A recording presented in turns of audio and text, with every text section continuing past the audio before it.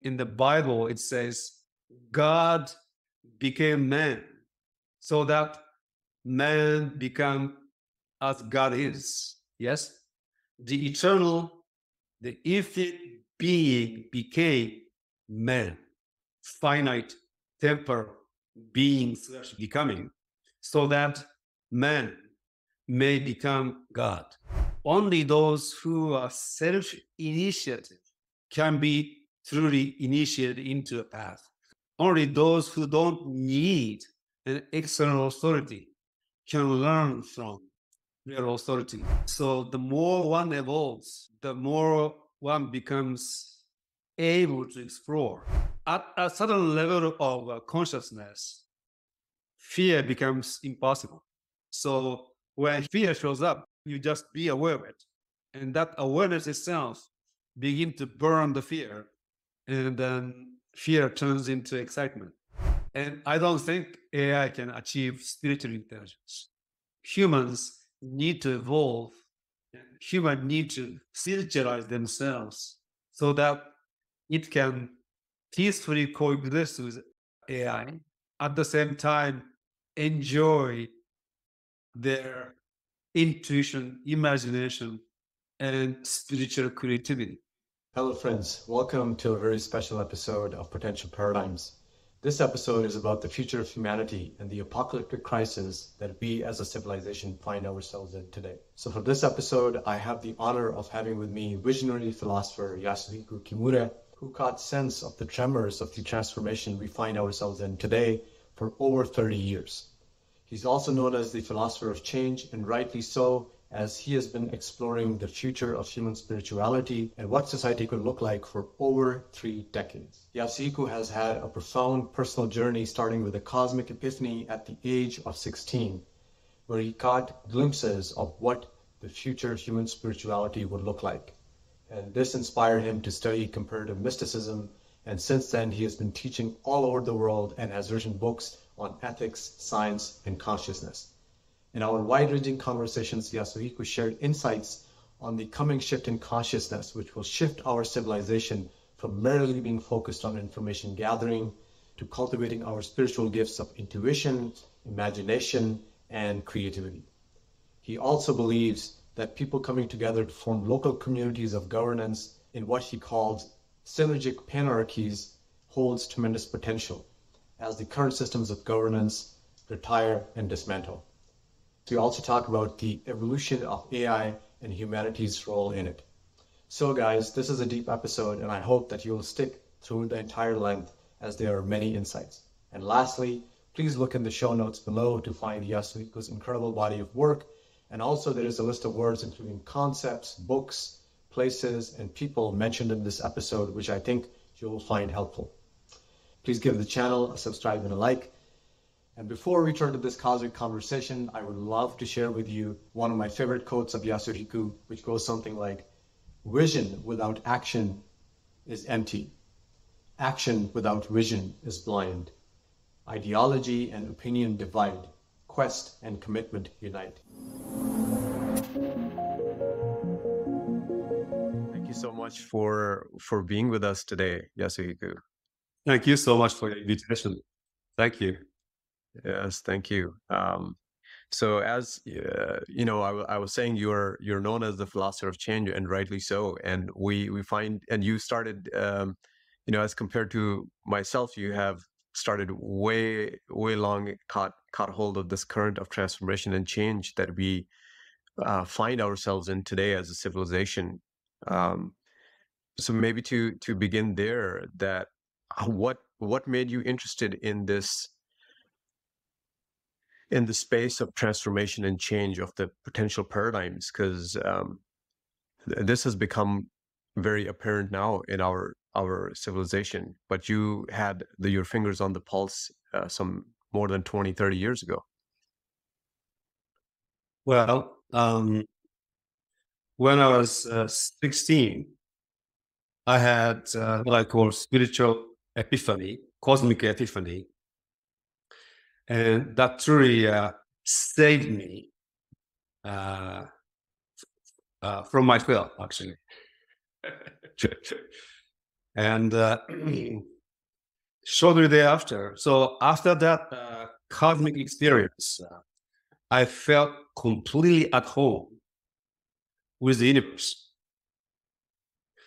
But encountering society, starting from the school and teachers and the classmates, and going out into the world, there was a lot of dissonance between my inner world and the possibility that I have seen and actuality of people's life. After having studied in a Zen monastery and seminary, I went to India to study Indian philosophy. There I met a lot of people.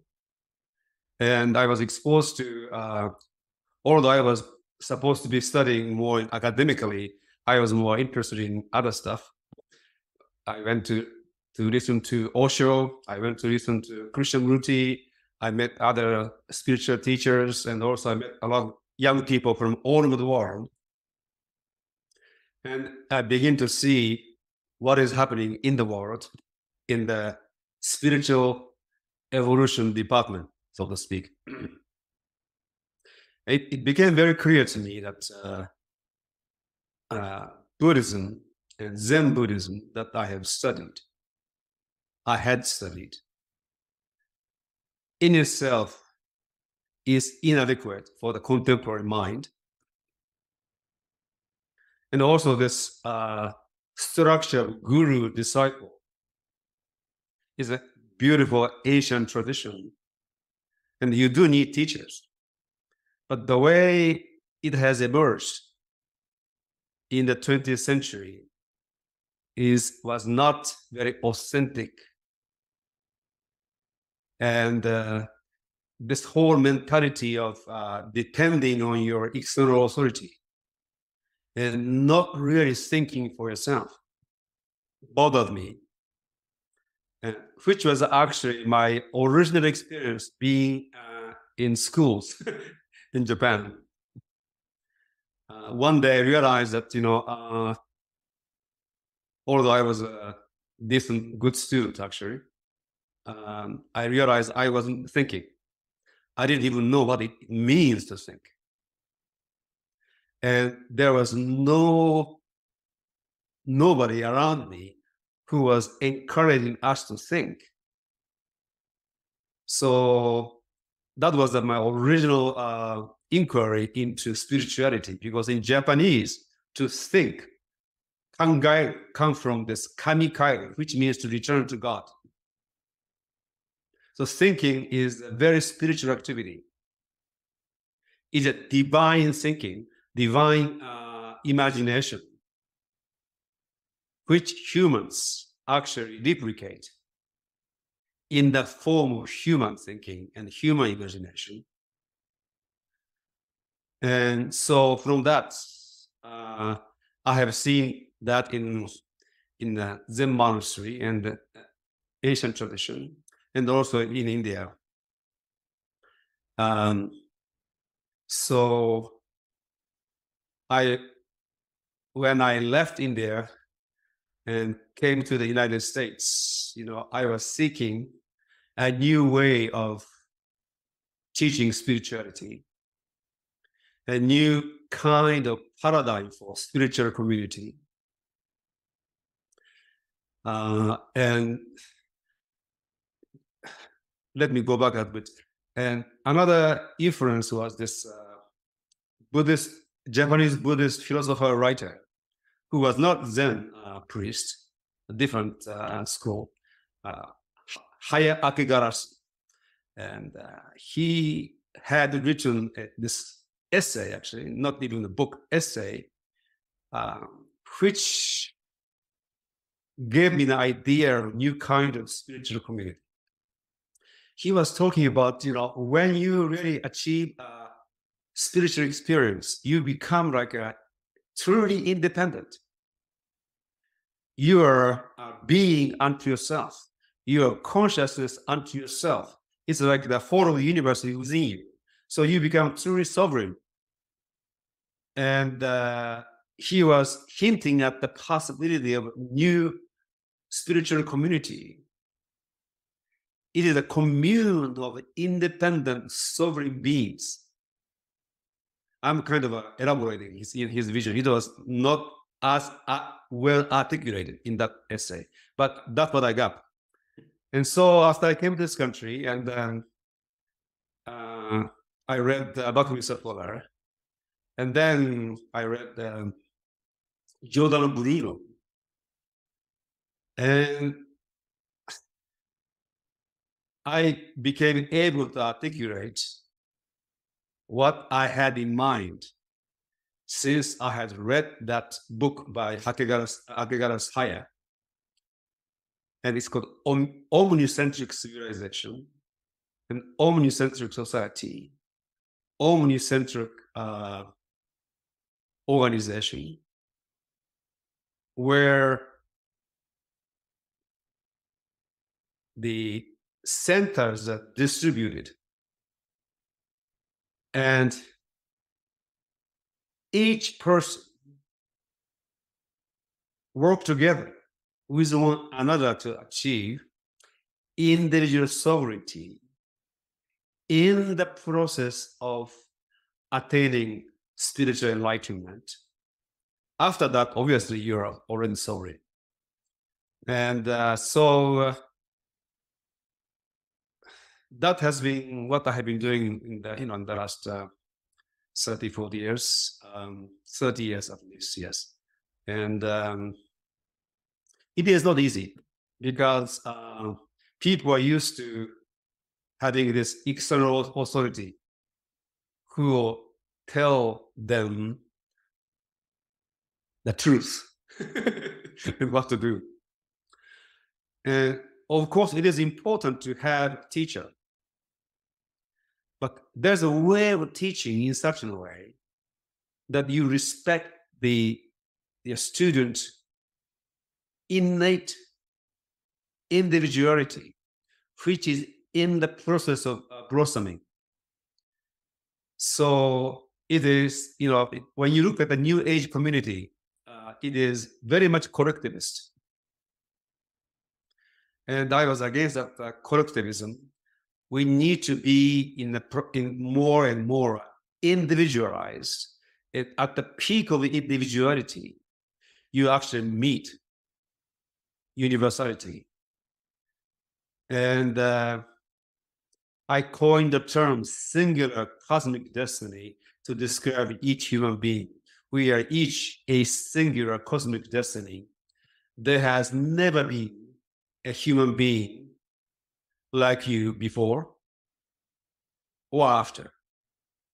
Not only the genetic, makeup, nobody is the same. At the same time, the experience you're having, nobody had the experience before, and nobody will ever have that experience after. And as you can see, in the spiritual way of looking at the universe, we each are monad. We each are a microcosm. It is the universe is a macrocosm is the aggregate of microcosms, and microcosms is a universe unto itself. And that substance of that universe is our experience. And therefore, you are a singular universe in that sense. This will never be repeated again. So,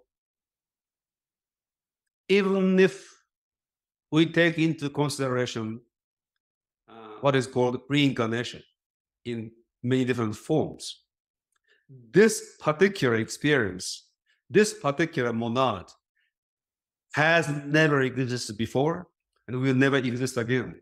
And the experience you have had since you are conceived, since you're born, until you die in this form is unique. I can never experience your experience, and you can never experience my experience. And there's something very unique about it. And it is also one singular perspective in the whole universe. It is a unique cosmic address that you occupy. So on the one hand, when we achieve the truth we are seeking and the experience of awakening we are seeking and we are achieving, there's a universality to this. It is universal. At the same time, because it is experienced by this unique singular monad, there is something unique about it. And when you meet an authentic spiritual master, you always sense there's something original about the person. They may be saying same thing, yet there's some originality.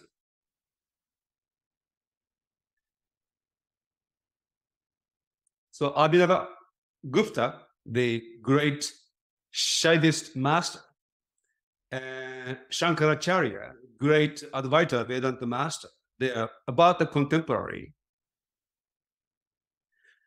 And on the surface, they say something different. Some areas, anyway, not entirely. There's a lot of similarities. You see, so there's a uniqueness.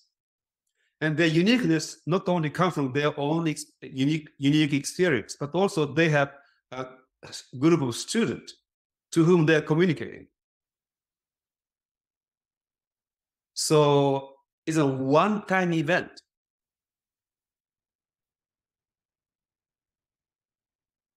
And there are an increasingly infinite number of one-time events in the universe of infinite and eternity. So I also coined the term omnicentric, and so it is the universe is omnicentric, and each singular monad appropriating this omnicentric universe and omnicentric world. There is a kind of some kind of a synergy takes place between individuality and the collectivity. It is not the way that Bhaktivinoda sort of defined the term, but it is really there is a one and many impact one and one impact many. A very, very dynamic evolutionary process. So that's, well, I don't know if I am answering your question, but since I was 16, that's a long time ago, and being a contemporary, I'm always sensing, what is happening in the world, and asking myself this question, how I can communicate better. So in one sense, I have been saying the same thing over and over again, but over the years, that same thing has been said in different way. Yeah. Thank you so much. I mean, this is so rich what you answered, and so many things. I was resonating so deeply. So I'm sure that we could continue to peel several layers of your very poetic and beautiful answer that I think is perhaps an essence of your own journey or part of that essence. So it's very distilled and very rich. One more maybe. So I wouldn't say new ideas, but it is like a new articulation that I actually, from the very beginning, once I began teaching, I use what I call a triformational method or model of learning and teaching. And tri, three, formational. One is information, and basically the entirety of our learning since our childhood and going through academia schools, it is information learning. You acquire information through reading, listening to lectures, or today watching YouTubes. And the people who are watching this program, they're listening to us. So it is people inform themselves. From that, they organize the information into a form of knowledge. There is another, and this alone will not bring into existence transformation. You gain more and more knowledge, and you gain more and more understanding. But you will not be transformed. And transformation requires what I call metaformational learning. Metaformation is, it's like in Christianity, it is called grace or liberation.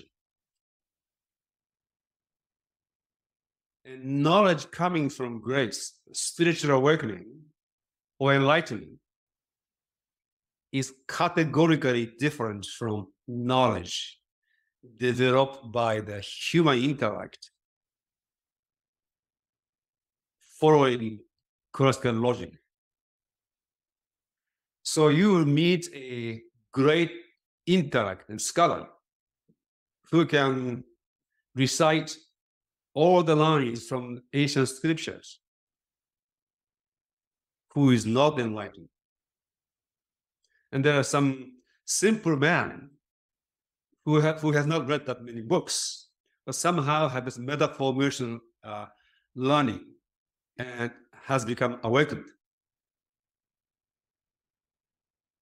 And transformation happens with metaformation and information as a vector. And some people have only information and maybe a little bit metaformation, the transformation vectors like this. And some people who are not very informed but has some spiritual experience, their transformation is like a metaformation. And ideal is that you have both, and then you move in this direction. This is transformation. The triformation, information, metaformation, and transformation. And initially, obviously, you don't have metaformation directly, but you accept this premise and begin to read the writings, scriptures written by enlightened beings, like revelations. And real scriptures are written that way. But some Christians believe that God wrote the Bible. Yes, but God in the sense of a human being which achieved oneness with God. So, can I say this? So we do not want to neglect information learning. It is truly enriches us. And within this context, sometimes like a great scientist, they have an epiphany and they bring in new knowledge. It is a form of metaformation, specifically for particular area. The metaformation in the spiritual awakening, you come to know the whole. And there's a way to set up your learning process in such a way that you continue to open your ears and eyes for the possible metaformation, possible grace. And you cannot plan this. You cannot cause God's grace to take place in your life, but you can organize your learning process in such a way that you are ongoingly open for this vertical inspiration along with the horizontal information. And when you live this, you have a little bit of transformational direction.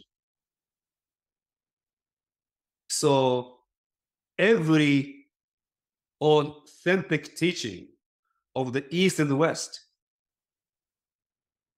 is maybe reduced to one sentence. And that is in the Bible, it says, God became man so that man become as God is. Yes? The eternal, the infinite being became man.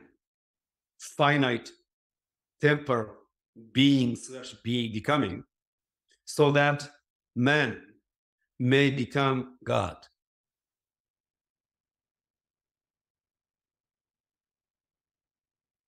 And information alone will never take us to that level. Each one of us has to have a direct experience of metaformation. But in our informational learning, having that dimension of metaformation, and humbly and openly listening to the voices of those who have awakening, keenly aware of the fact that you don't really know what they're talking about, yet continue to listen. And that will create a kind of life that is different from unconscious living or purely information learning, or forget about everything and just becoming a devotee and in a way negligent of actual learning as human being, and you have the guru of external guru upon whom you depend in the matter of thinking, knowing, and acting. So this is how one can be starting as a center of omnicentric spiritual learning community. Continue to acquire information and align yourself to metaformation so that gradual transformation takes place until when you yourself has a direct experience. Yes, thank you so much. Quite a few themes were triggered in me, and maybe to reflect some of the. I think you sketched more of some of the earlier, bigger themes that you touched on, and it was just as you were speaking of metaformation. Since I have studied a little bit of Kashmiri Shaivism, one of the terms that seems somewhat similar is there are two kinds of learning that in the Shaivite philosophy. One is called Bodha Gyan and the other is called Purusha Gyan. And Bodha Gyan is more intellectual knowing, and Purusha would be perhaps similar to metaformation or the descent of grace. And Kashmiri Shaivism seems unique in the sense that it emphasizes both, not one on the exclusion of the other. Where they talk about saints and sages who have had direct experiences, yet there is no formulation, or the other side. But not that I figured it out, but it seems like even in my own path, that somehow the articulation that you were speaking of initially reading that essay 30 or so years ago, and then later on reading Buckminster Fuller and Jordan Bruno, I believe you said, and then articulating that vision or essay. It seems to me that it goes hand in hand. There is tremendous joy in articulation, but it also opens up doors for further descent of grace. Yeah. Yes. So when you mentioned being, becoming, it's really being, becoming, being with capital B, becoming being, a smaller being, which is becoming bigger being again. It is a process, yes. Yeah. You know, it is very difficult to actually articulate the knowledge you receive through meta formation. And probably that is the reason why there are differences in the teachings of different masters and different traditions. Because teaching is done in the context of, teacher imparting knowledge to students. And based on the culture and language they use, same thing need to be said in certain way so that the student can understand better.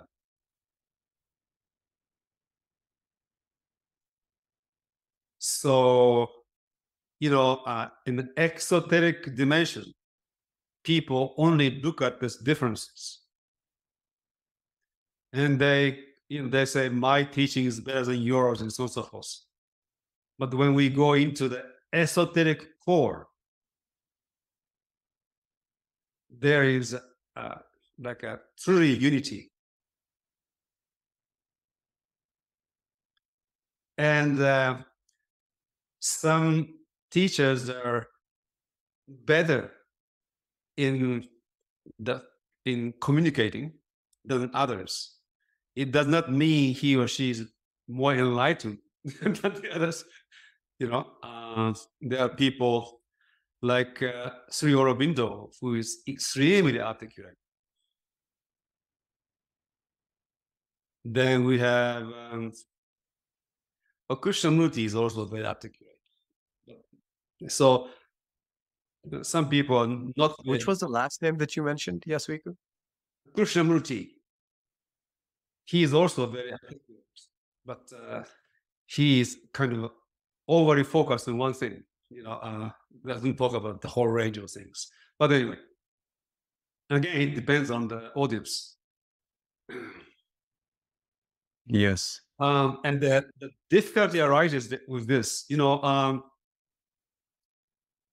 The logos that they're imparting has the dimension of logic. And the logic of the eternal, the infinite, is not the same as the logic of the finite. The logic of the finite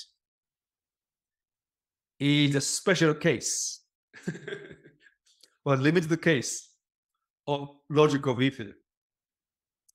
And the best way to actually express the logic of infinite is through poetry. Because when you want to make it like a mathematical logic, it is extremely, you can't capture it. Maybe the person who came closest to it is probably Hegel and Pascal. Divine logos is more than Aristotelian logic. And what we considered to be contradiction is not a contradiction in the world of eternal and the infinite. And that logos unfolding in the finite world create change. Therefore, somebody throughout his or her life remains the same human being at the same time he or she changes. In a tradition of Shaivism, Shiva can be like a purely one and all. Then, out of Shiva comes into existence Shakti. And the cosmic intercourse between Shiva and Shakti, this cosmic orgasm, this energy is spanda, vibration, which is a source of Maya. And all of the becomings that we experience and we observe as the universe. So Shiva is not Shakti, and Shiva is Shakti.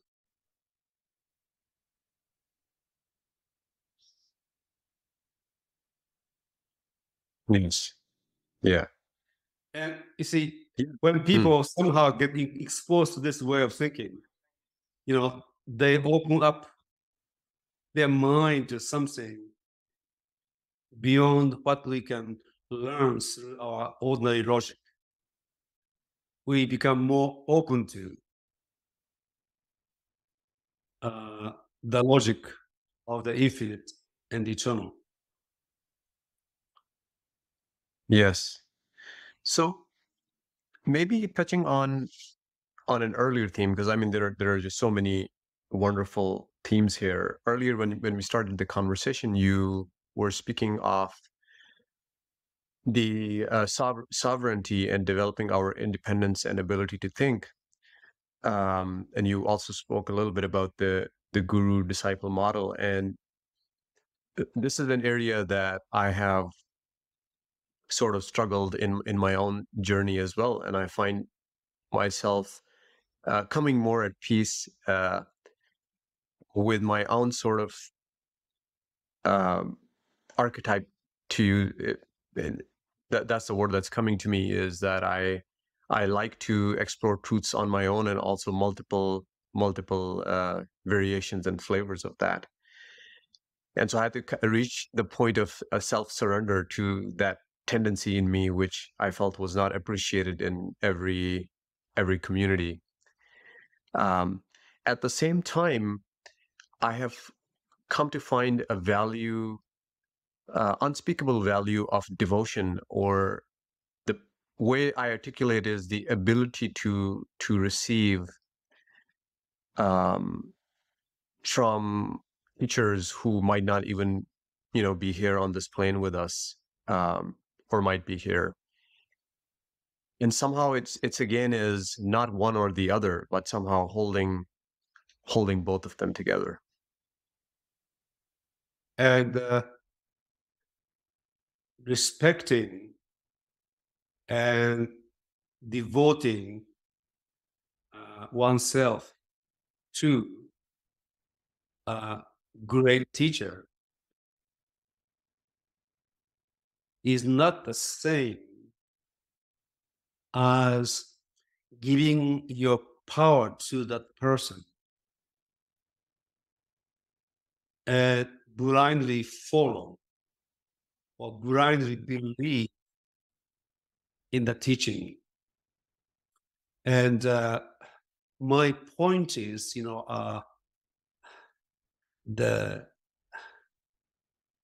before you become chosen, you need to choose. Before you become initiated. You need to initiate. It's like you need to ready yourself. And it is only you who can do that. And I think most fundamentally, it is our being completely honest with our own spiritual aspiration and trusting our inner intelligence to navigate in the vast ocean of spiritual exploration. And we need to accept the inevitable possibility of making mistakes. And but so long as we remain, so in a way, only those who are self-initiative can be truly initiated into a path. Only those who don't need an external authority can learn from real authority. And so, when you and I want to study Shaivism, well, first maybe you read books that are available, but eventually you want to meet the actual master. Same with everything, so I studied under 3-4 Zen masters, actually one Zen master and his 3 enlightened disciples, actually. So I studied them, and it is what a privilege to be with people like them. It is, in their presence, something happens.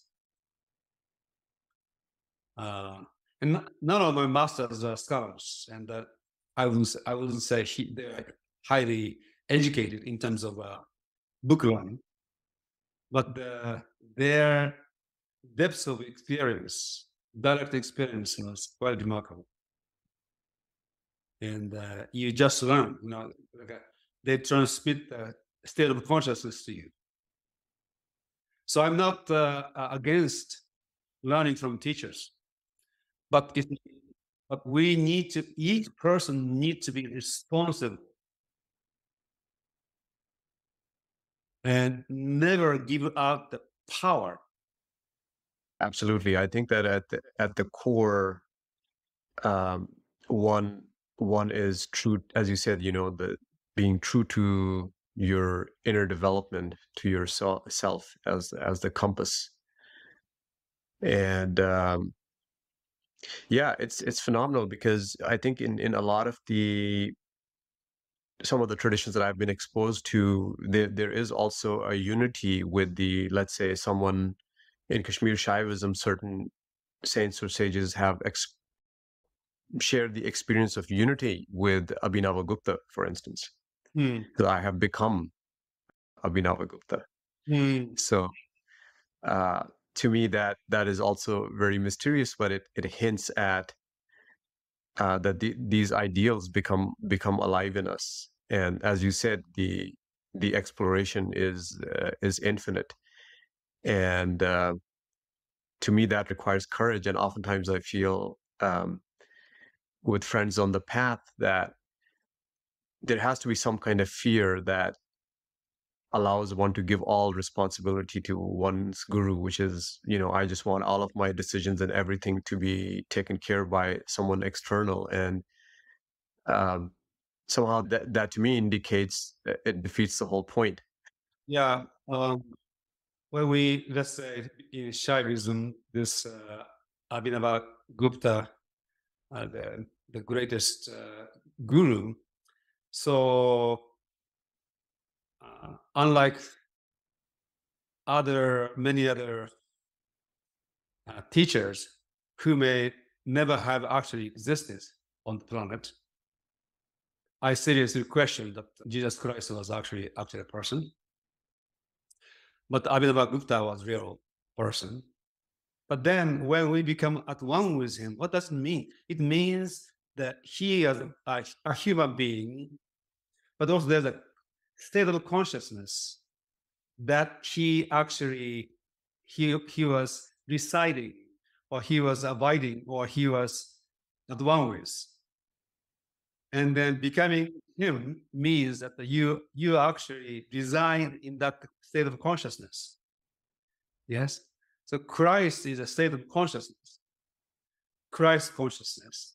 And we can actually reside in that state of consciousness. Yes.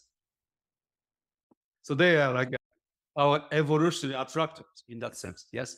There's a possibility of being. And as we study and learn from the person, it is not what he or she said, especially when you're with a living master, you begin to actually tune in and eventually become at one with the state of consciousness he or she represents.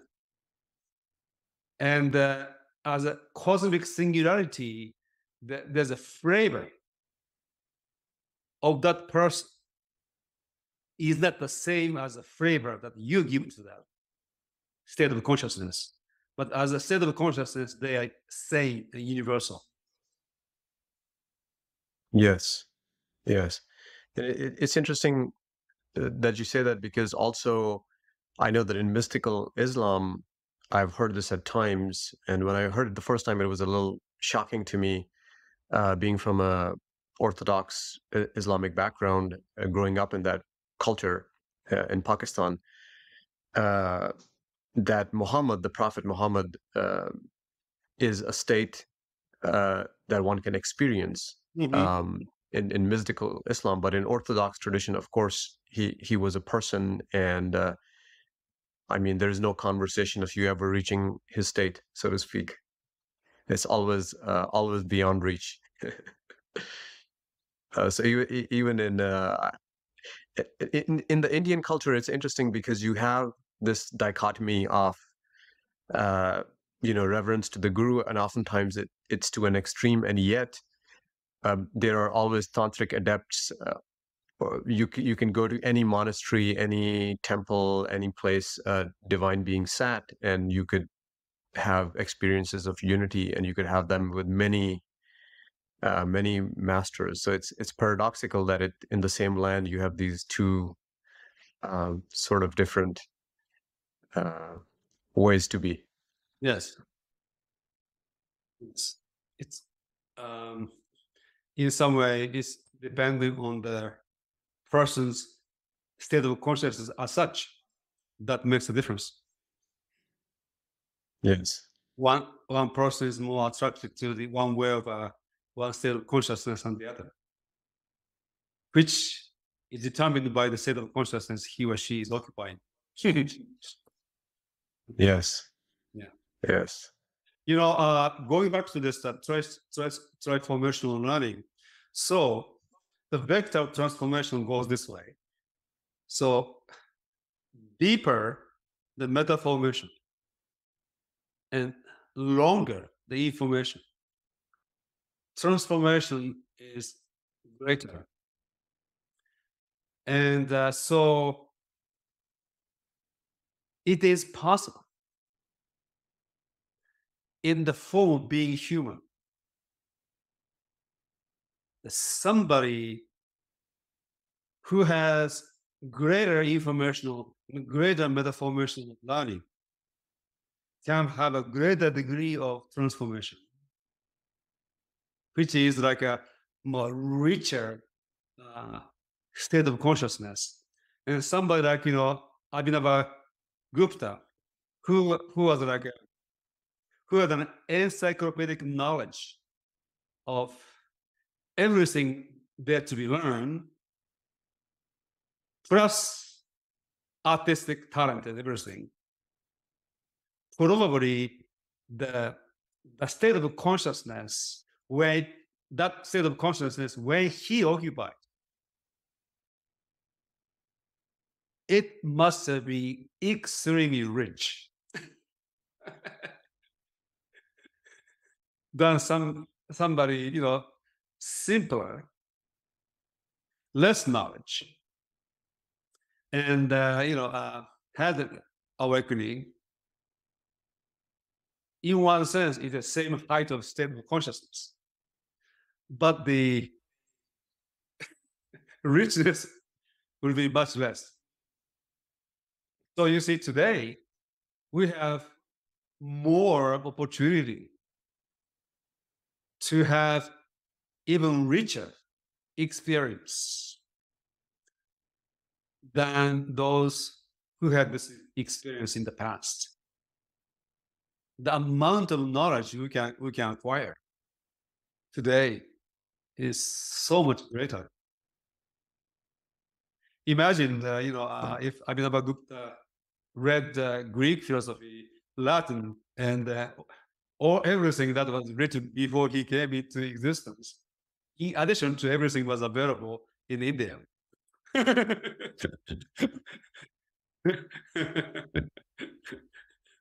you know Yeah, there is an aspect of Kashmir Shaivism that I don't know too much about, but I have always enjoyed listening about it, which is that, of course, a lot of the tradition is about practices and tantric practices and levels of one's consciousness, like a map of consciousness and how to jump from one level to the next. And in Shaivism, they divide it into three levels. And in spite that these levels are described, of course, you are at the whim of grace, where you can jump to the highest level from any level. But yet there are these elaborate maps. But another aspect of the tradition is cosmic exploration, which is a little different than the transformation for the ordinary individual to jump from a lower level to the higher level.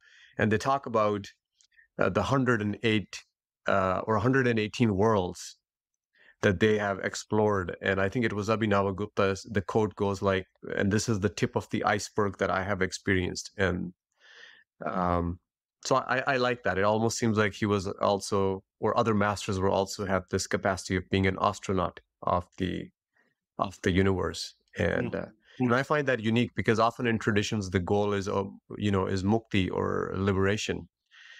And in this one, somehow there is this mentioning of cosmic exploration in addition to elevating your consciousness.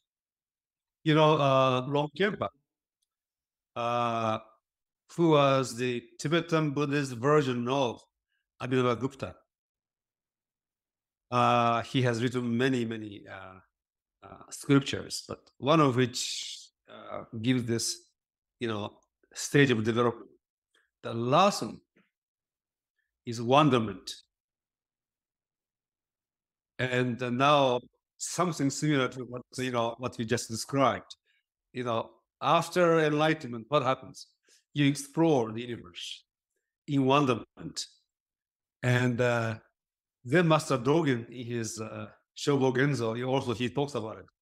There's so much more to know and explore in this universe. Yes. It's almost like omniscience is omniscience. It's because it is it reaches a state where knowing and unknowing becomes the separation and division between knowing and unknowing disappear. And how much the infinite can know about itself? How much the eternal can experience of itself? Obviously, it is infinite and eternal. And when you get to that level, it is really beyond knowing, beyond unknowing. There's something, I think wonderment is a wonderful word we can identify. It is a sense of wonder. True wonderment. Exploration. Yes. Yeah, for me, sometimes the unknowing is, I somehow see it, it feels that it has this quality of wonderment, but in my own exploration, I find that over time, even though I use the word unknowing, the flavor of what I experience with that is transforming. It's a perhaps moving towards wonderment. Well, it may be just wonder itself. Yes, yes. So many things we can talk at, but maybe I'll ask you somewhat a personal experience, and it seems that it might be relevant, and that is that in my own journey, I have an intuition that I want to explore in a fearless manner. What I find in myself is that there are residual traces of fear that, and this is an abstract word covering up certain like bodily sensations and things that seem to throttle, like I self-throttle or self-sabotage my own progress, as if I am not fully going. I can go on the accelerator, but I bring it repetitively, bring it down several notches, and I feel like that's where the embodiment comes. And the paradox to me in my journey is that even when one can have at different points deep states of transcendence where you are the God self, and yet you find yourself in this paradox, or I find myself in this paradox of fear of exploration. So that is the work for me, where I feel like I am still continuing, and perhaps it's lifetimes of journey to embody the depths of being, and that becomes exploration. The more I embody the being, the more I feel like I have the capacity and velocity to explore. So, evolution and exploration are the same phenomenon with two different, terminologies, words. So the more one evolves, the more one becomes able to explore.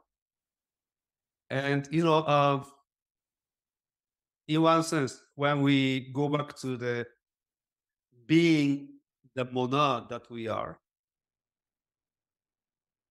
in which the experience is the substance of this microcosm, there are so many thoughts. People say going through my head, but it is not even not a head, but you can definitely experience a thought going through. And we do not know the origin of those thoughts.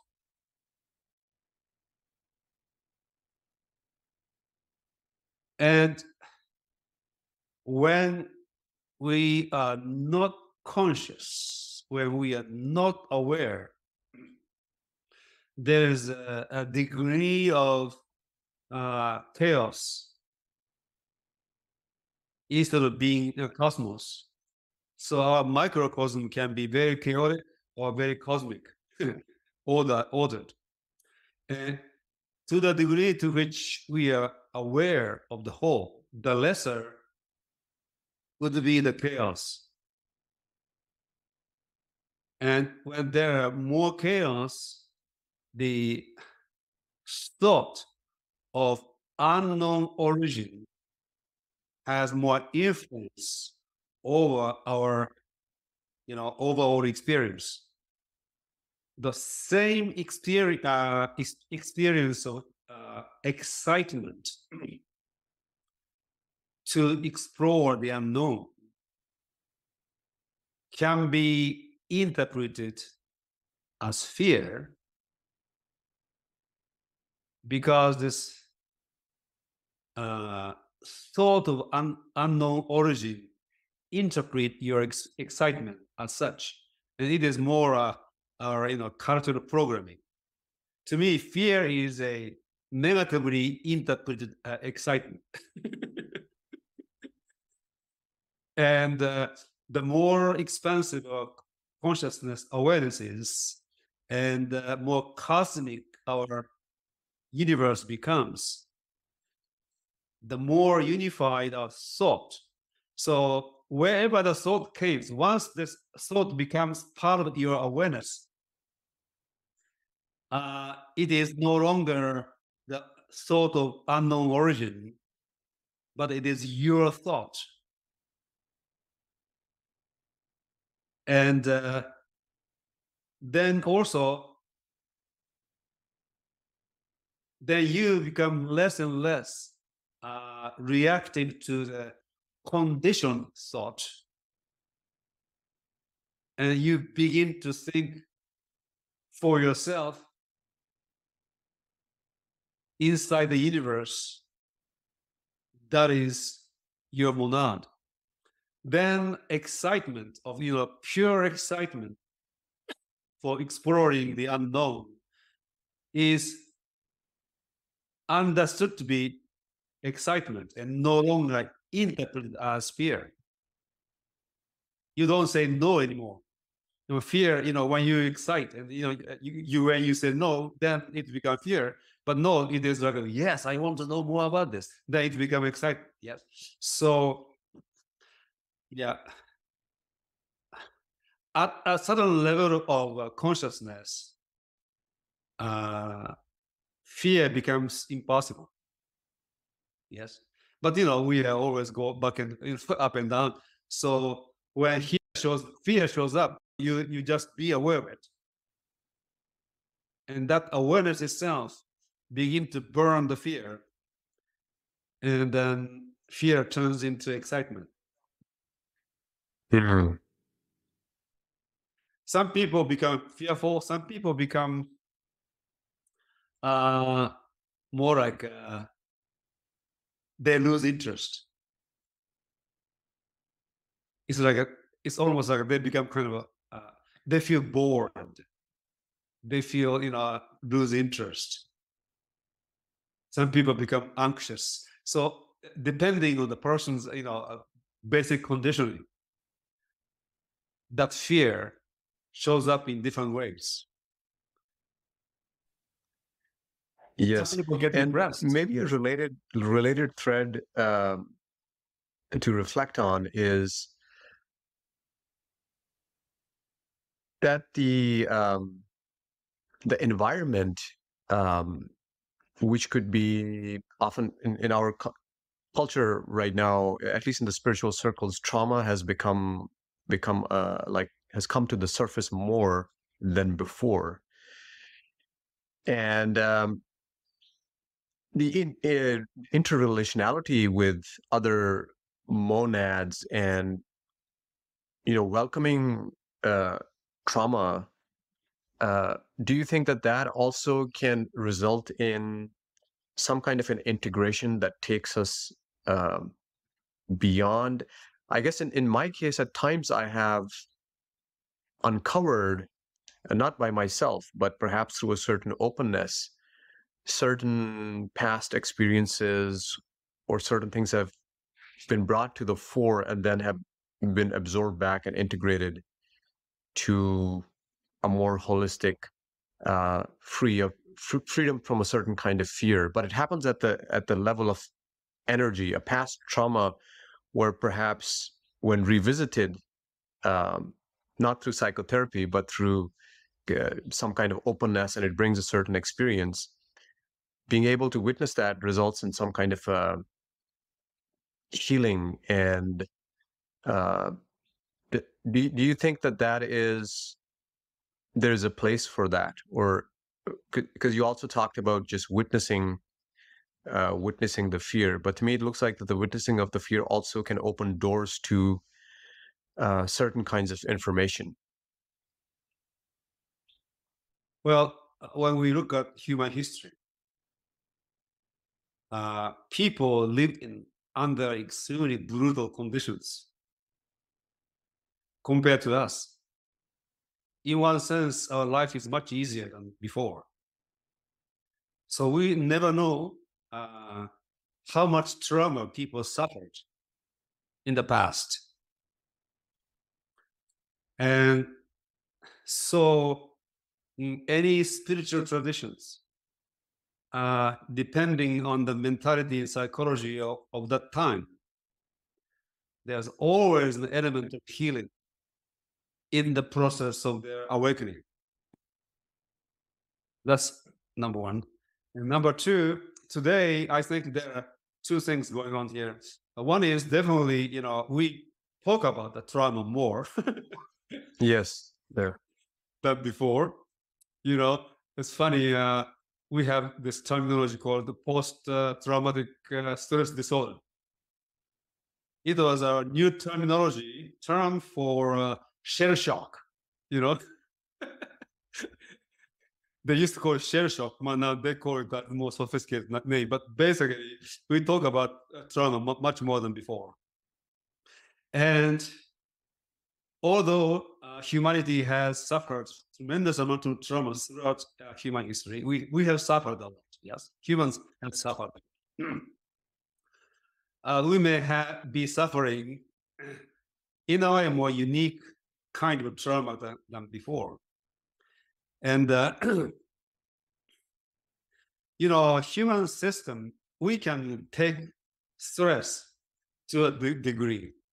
Our body is not designed to take the stress beyond certain point. And when we look at the recent histories, let's say 20th century and into 21st century, we had First World War One, First World War, influenza epidemic, and then Great Depression, and World War II. Now, in this 45 years, my parents, great parents, and so on and so forth, have gone through an enormous amount of stress beyond probably what human can take. So by the time the World War II ended, we can say that people are suffering from collective post-traumatic stress disorder. And I can definitely see my parents. Now they're both dead, but I can see. And imagine kids who grew up with the people who are suffering from post-traumatic stress disorder. And then those people who suffer from stress, they tend to recreate the stress frustration in their life. So you and I, you're much younger than me, but we have grown up in a very stressful environment, schools and work. And if there's no stress, there is no life kind of stuff. And in a sense, everybody suffers from stress that is beyond our human organisms can take. It remain sane. So, in my opinion, this is my opinion. Although there's no words neurosis anymore in the medical dictionary, to a degree, almost everybody suffers from neurosis, which is like a healthy reaction to unhealthy environment, healthy reaction to overstressed life. So people are very neurotic. And so when we engage ourselves in this spiritual development and the healing of our psyche, we need to take this into consideration. And so what we call trauma need to be healed in the process of our growth. Otherwise, it can actually, you see, people who suffer from trauma, they don't take risks. They are very much into security. That's one of the reasons why the government has become so big. People want the government to take care of them, which is totally untenable proposition. But anyway, so people want security on the one hand, but on the other, they create a stress frustration ongoingly for themselves and others. So this need to be addressed today. That I think is specifically contemporary psychological trauma, much more so than in the past. And so, yes, I agree that we need to address this, our psychological trauma, and especially the chronic stress that we go through. The people don't realize because they have been living under tremendous stress. They don't even know that they are actually suffering from some form of neurosis, some form of stress disorder. You see, everybody has to get up early. They have to go to work. So your body may need to sleep more, but somehow you get up and drink a cup of coffee and somehow force yourself to get up. And then you have to go to the party with people, you drink a lot of, and it's like your life is very, very unmeditative and very neurotic. And when you don't sleep well or sleep long enough, your organism starts to go. So you see, when you take on the path of spiritual transformation, you need to pay attention to this over stressful life. And you need to be able to sleep. Sleeping is extremely important. Dreaming is important, but also sleeping itself important. It needs to be an element of an essential factor in your spiritual discipline to get enough sleep. In ancient Greece, there was a tradition of incubation, hibernation. Your discipline is to sleep. I think, instead of going to a psychotherapist, each person, before you do anything, they want to really think about how they can sleep well so that they can wake up well, literally, physically waking up. And that if you're constantly sleeping and you need some stimulants to be awake, you're already in the wrong direction.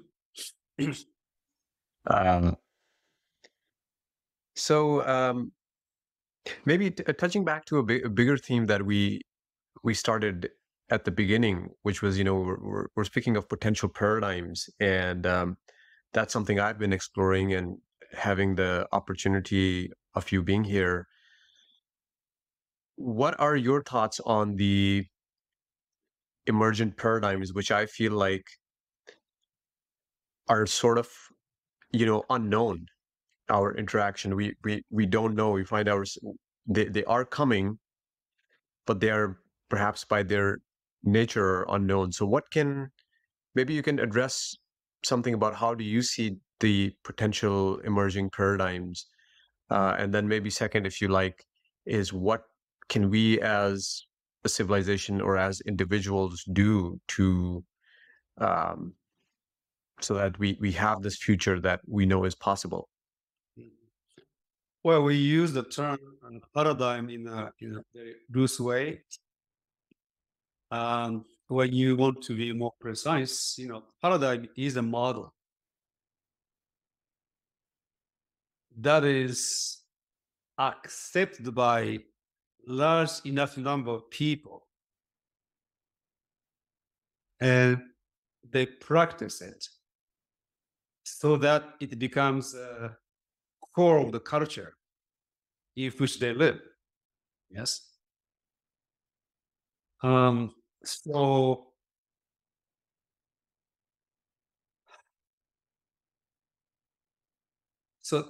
just limiting this into a spiritual development. As I have foreseen, I think this transformational model of learning and self-development into spiritual awakening seems to be taking place without, having been ever exposed to, my program. With the advent of internet, we can literally study every tradition that has ever existed. Just going to, I have an encyclopedia, but you don't need to buy heavy book. You have a Wikipedia. It may not have really great information, but it's the beginning of moving into, getting real good information. And so when we will talk about something, we can just go into internet. So information learning, we have greatest setup for people. And also you can, when you go into YouTube, great teachers of today, you can listen to them in any tradition and the new tradition. Then if one teacher really resonate with you, then you can actually become closer to the person. So this self-initiating initiative, transformational learning, is already taking place, and that is a good thing. And it is not just a model, probably, although without having been articulated, it is transformational.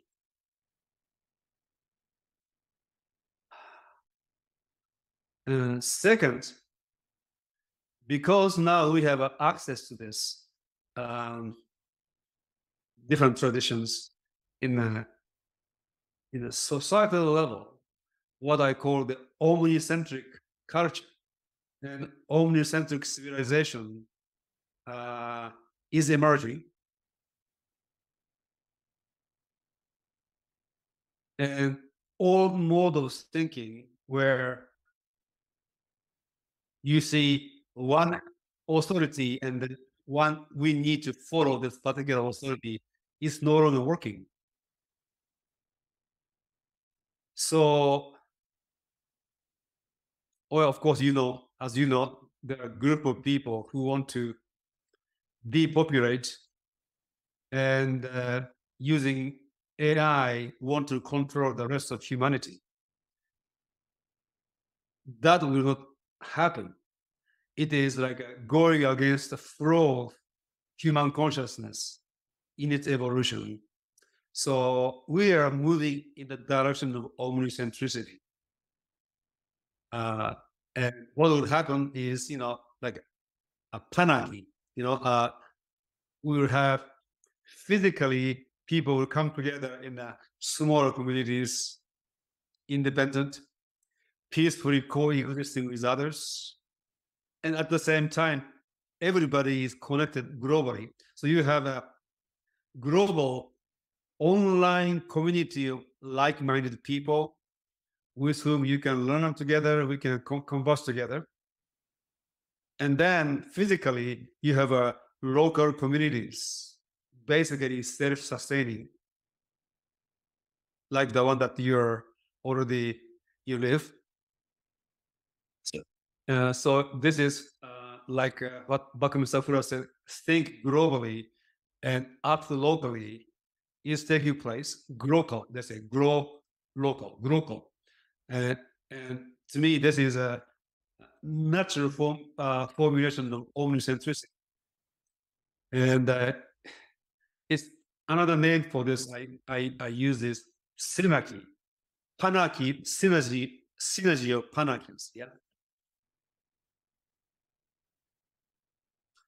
And if this transformational mode of learning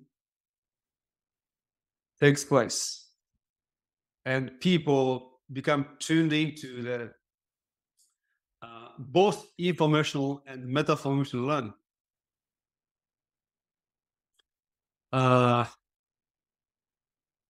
Mutual cooperation amongst people will become significantly more efficient and present. So I'm picturing a very optimistic future in the long run. Right now, we are going through a very difficult time, all of us. It is a transition, and well, people will have difficulty because old mode of thinking and old system are dying. So how we can go through this transition? Dying system, and we are in the dying system, and the new system isn't born yet. So these local communities are there, the seed of new paradigm, new system. And we need to escape to this new communities and begin to live there, quite connected through the internet to everybody on the planet. Yes. So that's kind of a paradigm that is emerging, in my view, and which I actually sensed many years ago, maybe 50 years ago. Yes. It's beautiful. Yeah. And yeah, that's why your insights are so useful, because you have thought about this for quite some time and been a part of this. One more thing I would like to say, you've heard some of my conversation with Shrikant, and this I have been saying for a number of years. What comes after the age of reason? We are in the ending period of age of reason. Nothing is wrong with a reason. And but I think next age will be the age of imagination. And when people are talking about the new paradigm, I was emphasizing new paradigm is important, but probably more important is for us to be able to be supra paradigmatic or trans paradigmatic, being able to actually transcend the paradigm. And our mode of thinking and operating is paradigm bound. So when you become supra paradigm, trans paradigm, it is more like a pure state of open-mindedness. And the initial stage of this trans paradigm is what I call ontological immersion. So you ontologically immerse yourself into different paradigms. And so when we encounter different culture, different paradigm, we understand them in terms of our own paradigm. It is an interpretation, it's a translation. We have a set of paradigm and mode of thinking, mode of understanding. And when you encounter something you don't understand, you somehow figure it out. What does it mean? You are basically transporting their idea into yours, and then somehow you understand in terms of your own paradigm. When your mind is trans-paradigmatic, you can ontologically immerse with other paradigm. And you understand them in terms of their paradigm. And essentially, it is a function of imagination and intuition. It is not your logic. So understanding others, other different paradigms in terms of your paradigm requires an exercise of your own reason and logic.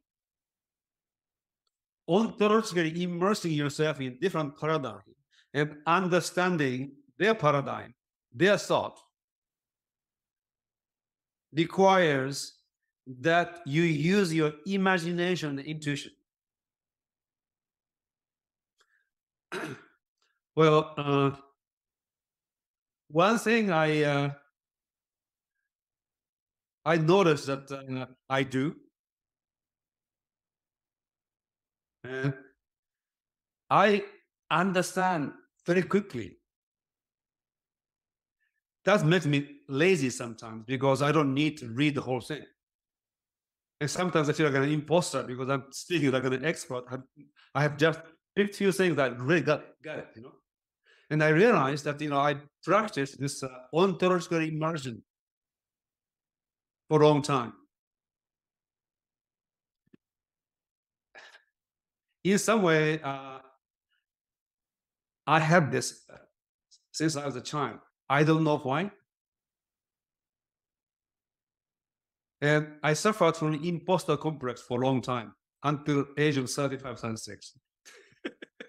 And I realized it is a kind of talent. So, I don't need to feel imposter. But and I analyze what I do. And somehow I truly stand under people, understand. And it's really, you use it is a function of imagination and intuit. In order to be an expert in their thinking, of course, I must study more. But basic understanding is accomplished by being super transparadigmatic and ontologically immerse yourself through your imagination and intuit the essence of the paradigm, essence of logic. And that usually it is not difficult, actually, once you get this. Then so you can understand the people. You can understand the other way of thinking. Yes. Yeah, I find that very interesting. Yeah, thank you for. It just seems like it's a torrent of information and poetry from what you're saying. I guess one question I have in this is how, for the listeners and for myself, how do you separate between intuition and imagination? Intuition is basically in, and imagination is young. It is, I see human intelligence in 4 levels or 4 facets. One is computational intelligence. It is memorizing, information processing, and problem solving based on the program that it has acquired. So it is basically what computers do, and artificial intelligence is a computational intelligence. And this is what the IQ test in part. So the people who have good memory and who can apply the program that they have acquired and solve the problem faster than other people have a high IQ. Yes, so that is a computational intelligence. And in this area, humans have been already surpassed by computers and AIs. And how far AI can go in computational intelligence is beyond our imagination, I would say. It's become an amazing, possibility. And the next level or next aspect of human intelligence is what we can call intellection or reason. And it is not computational in the sense that it actually creates its own program. It needs to create a way of solving in order to solve the problem. So how it shows up is like so there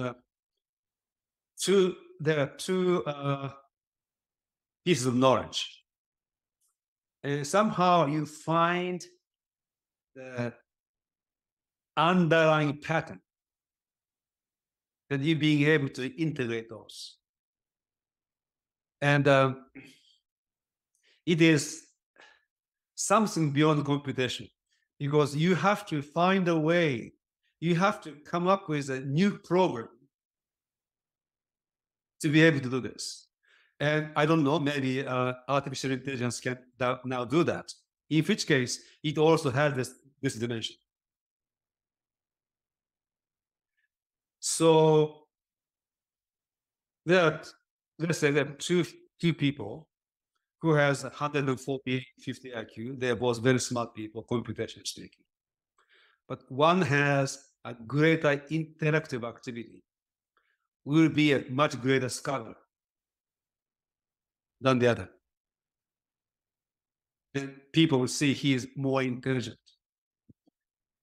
And sometimes, let's say a person has a 150 IQ but doesn't have this interactive. Somebody has 130 IQ but has higher interactive.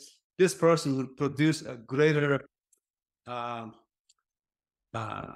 interactive work. He has more knowledge, but this person has a more creativity. Now, intuition and imagination works with the dimension of the unknown. And intuition tap into the cosmic knowledge, the knowledge of the world soul. So you have not studied it information-wise, but from intuition, you tap into the, of course, the people who are materialists will not believe this.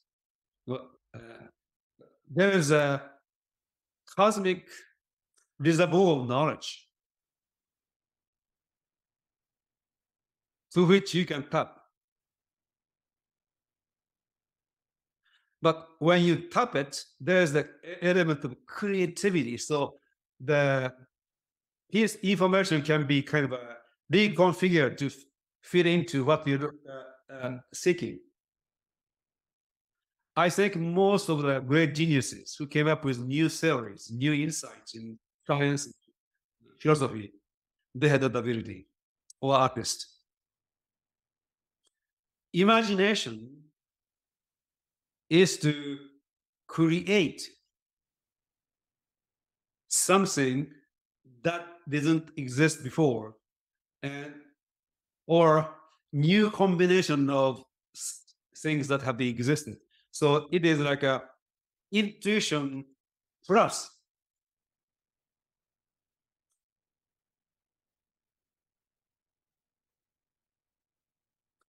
And final, or the highest form of intelligence is spiritual. So intuition and imagination goes together, yin and yang. Imagination can supply new knowledge to the cosmic, reservoir. So go like this, yeah. Spiritual imagination is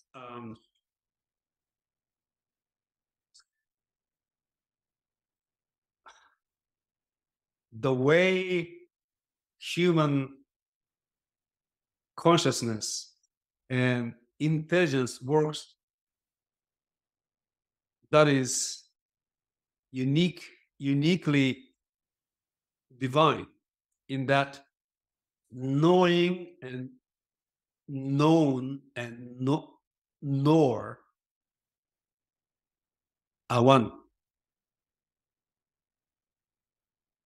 So it is like so you imagine in a spiritual intelligence, you imagine imagination, you think thinking, you know knowing.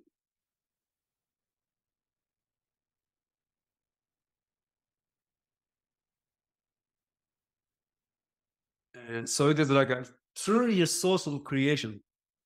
And William Gray called this the imagination with capital I.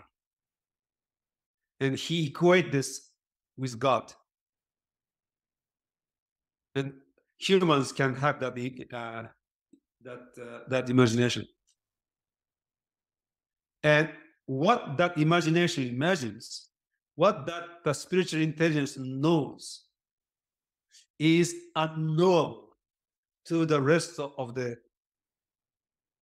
intelligences. Computational intelligence, intellectual intelligence, intuitive or imaginative intelligence. For them, it shows up as unknown. Because of the logic that I talked about. It does not fit into the logic through which it can know or understand. So to me, spiritual awakening is awakening the spiritual intelligence. Yes. It's beautiful. Yeah, thank you. And when I asked you this question, I felt that there was some deep connection between intuition and imagination, and I think you beautifully highlighted that. And the last part of what you were saying reminded me of, I think in multiple scriptures, be it Kashmir Shaivism or Islam, there are these quotes of, God said be and it was, or similar in Kashmir Shaivism, they have the separation of the different energies like Icha, Gyana, and Kriya, where you have the will, knowledge, and action.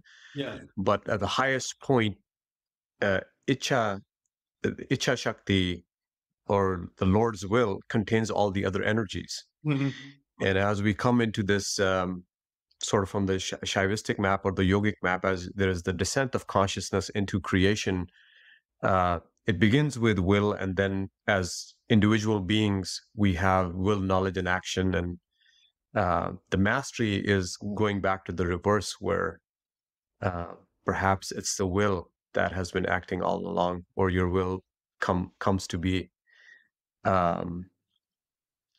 Yeah, so No, it I would is. love to explore Yeah, really yeah, yeah, Blake's exactly. writings. It is. So look, up to this moment, when the cosmic consciousness, divine consciousness, knowing aspect has been kind of emphasized, yes, knowledge. And then what you're talking about is that will part is emphasized. Well, in the West, Schopenhauer and then Nietzsche emphasized that dimension. Yes. And William Blake emphasized imaginative aspect. And I think, depending on which aspect, because in will there is knowing and imagining there. In imagination there is a will and knowing there. In knowing there is a will and imagination. So it is like those three, they are one. And somehow we can make those distinctions. So depending on the time, and depending on the audience, and depending on the culture, and depending on what you want to bring forth, you can emphasize one aspect of the other. And in my own development, for a long time, I emphasized on the knowing and thinking. But now, as I get older, emphasizing more and more imagining. And will is always there, but to me, imagination is more fun. Yeah, thinking moved into imagination. Thinking, the imagination is the same, but thinking has a connotation of a little more logical. The imagination has real richness in this. But it is up to you. You want to emphasize the aspect of will. Absolutely, that's correct. Again, it is a difference in what do you want to emphasize. Very nice. Yeah, I will have to contemplate that, but I like that. And in will, the element of imagination, I think, is so obvious. I mean, how can you have a will without imagining something first? There, But the fundamental thing is there. Other, knowing. You thinking. You imagine imagination in the same way you will the will. And the original Godhead, whatever the Shiva, Brahman, whatever the name we want, the original is that the source of all sources. And how they do that from 1 to 3, it seems to be almost all of the religion have this trinity: Sat, Chit, Ananda, being, divine consciousness, divine energy. Ananda, to me, divine energy. And those 3 aspects, yeah. So in your case, it Shiva, Shakti, and Spanda. Probably. So depending on how you look at it, now we're talking about will, imagination, and knowing. And original, we can call it imagination or will or knowing. But you need to know. You need to willing. You need to imagining. And Gurujev has the world 1 and world 3. And he says, world 1, there's nothing we can say about that. And you have that triangle with 4 triangles inside. That's and the one that is reverse triangle at the center is that world 1 inside world 3. Yeah. but one thing that comes to me is will, as in my own exploration in Kashmir Shaivism, the will of the Lord is they describe it a little different as from the will of the individual, because there is already fullness there and no sense of lack. That will have a different flavor than the will of a human, where there is something missing and you're moving outwards to seek completion. And I think I heard somebody use the word that it's hard to describe, but it's more like acceptance, where when you get married, the husband says, I accept you as my wife. So it's more of an acceptance of, oh, I can do this, so I accept it, and so I move forward. Anyways, yeah, it's interesting. Yeah. So another word for this is absolute. And absolutely affirming itself. And for humans to achieve freedom, absolute affirmation is essential. 2 elements is necessary for humans to achieve freedom. One is absolutely affirming everything that is, which means you become the cause of everything that exists. So you can, when you absolutely affirm everything, which include the past, you don't see yourself as a victim of what happened in the past. You actually see yourself as a cause of everything that happened before. Is that the case? It is possible to see that way. It does not matter. It is you actually bring yourself to this state of consciousness. If you experience yourself as the cause of everything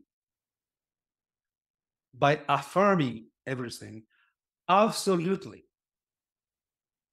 So much happened in the past. Long before we were born. So many tragedies and everything happened.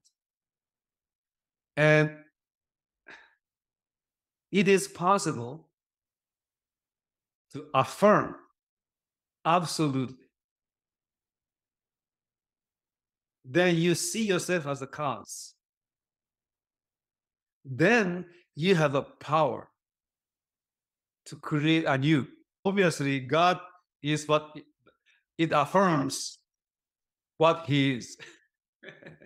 Yeah. But from this perspective, you begin to see the universe, including, in a way, especially human history, as a big drama, theater. Very suspenseful drama. And every kind of human is necessary. You need a Buddha, you need a Hitler. And God is praying everybody. And God is affirming everything. And God is responsible for everything. Once we see, is it true or not? Doesn't matter. If you are able to see this, there's a sense of freedom. Then you begin to act differently. You start to exercise your free will in a way that is conducive to creating more beautiful world. The reason why I like imagination is because will has it's a masculine. Imagination is shared by both men and women. Yes, I like That's that. one of the Yes. reasons why I like imagination. And so I want to see, and when we have the AI doing all kinds of far surpassing humans in the computational and the interactive intelligence, where we can shine as humans, maybe intuitive and imaginative. And I don't think AI can achieve spiritual intelligence. So, age of imagination, living with artificial intelligence, humans need to evolve. Humans need to spiritualize themselves so that it can peacefully coexist with AI, at the same time enjoy their intuition, imagination, and spiritual creativity. Yes. Yes. Beautiful. And actually, I have to say, I like, as you were saying, imagination as well, because I think at least in the culture, the word will is convoluted in English. Because if you look in Sanskrit, there is so many other words that are synonyms, probably thousands of them. And will kind of, especially when you come from a sense of lack and the ego, the will has a very different masculine quality, as you were saying, than imagination. Imagination seems much more comprehensive. Also, there's the element of play, playfulness. Leader, universe has a play. Yeah. And that's maybe the reason why the Hindus Buddhists call this word of Maya illusion, because it is divine imagination creating something, and it has a, in that sense, illusory quality. Because what you imagine is has a illegal quality, but it is real. I heard actually from a contemporary spiritual luminary this quote that stuck with me for a while, and I think I've begun to understand it, maybe similar to exactly what you just said. And the quote was, "Life is a dream, but the dream is real." Yes. Yes. Yes. Yes. Yes. Yeah. Beautiful. I mean, there are so many things we could unpack. I think that the because we're at the 2 hour point. I think we went into some of the overarching themes, and I would love to return some point and actually dissect them to see how we can develop intuition and imagination. Was there something that you feel that you would like to add? You know, your programs are very high level, and your YouTube channel is amazing. And I'm very honored to be invited, and I also enjoy speaking with you.